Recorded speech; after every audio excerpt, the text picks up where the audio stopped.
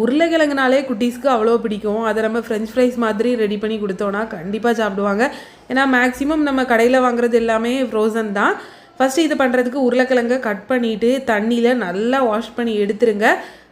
இன்னொரு பாத்திரத்தில் கொஞ்சமாக தண்ணி, அது கூட கொஞ்சம் லைட்டாக மஞ்சள் தூள், தேவையான அளவு உப்பு போட்டு நம்ம கட் பண்ணி வச்சுருந்த உருளைக்கிழங்கை ஒரு 5 நிமிஷம் கொதிக்க வச்சு எடுத்துருங்க.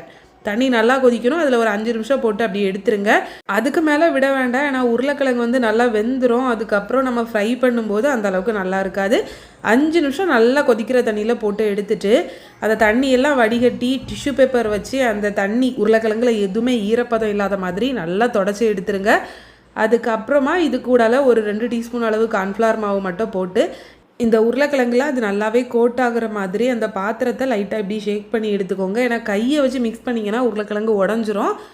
இனிமேல் இதை ஃப்ரை பண்ணணும். ஒவ்வொரு பேட்சாக ஃப்ரை பண்ணிக்கோங்க. இந்த உருளைக்கிழங்கு கலர் சேஞ்ச் ஆகிடக்கூடாது. நல்லா ஹை ஃப்ளேமில் வச்சு ஃபஸ்ட்டு ஒரு 5 மினிட்ஸ் மாதிரி ஃப்ரை பண்ணி எடுத்துக்கோங்க.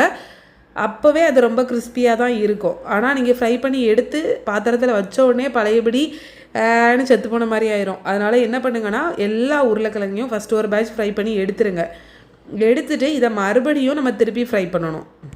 நம்ம ஃபஸ்ட்டு பேட்சில் ஃப்ரை பண்ணும்போதே ரொம்ப கிறிஸ்பியாக இருந்த மாதிரி தான் இருக்கும். இருந்தாலும் மறுபடியும் எல்லா உருளைக்கிழங்கையும் நல்லா ஹை ஃப்ளேமில் வச்சு திரும்பவும் ஒரு வாட்டி நல்லா ஃப்ரை பண்ணி எடுத்துருங்க. அப்போனா நம்ம உருளைக்கிழங்கு பார்த்திங்கன்னா இந்த மாதிரி நல்லா வெளியே கிறிஸ்பியாக உள்ள சாஃப்டாக செமையாக இருக்கும். உங்கள் வீட்டு குட்டீஸ்க்கு கண்டிப்பாக செஞ்சு கொடுங்க. ஆனால் இது ரொம்ப நேரம் இப்படியே கிறிஸ்பியாக இருக்காது. ஏன்னா நம்ம கடையில் அது எப்படி பண்ணுவாங்கன்னு தெரியல. பட் வீட்டில் உள்ள குட்டீஸ்க்கு ரொம்பவே பிடிக்கும். கடையில் வாங்குகிற ஃப்ரெஞ்ச் ஃப்ரைஸை விட இது ரொம்ப நல்லாயிருக்கும்.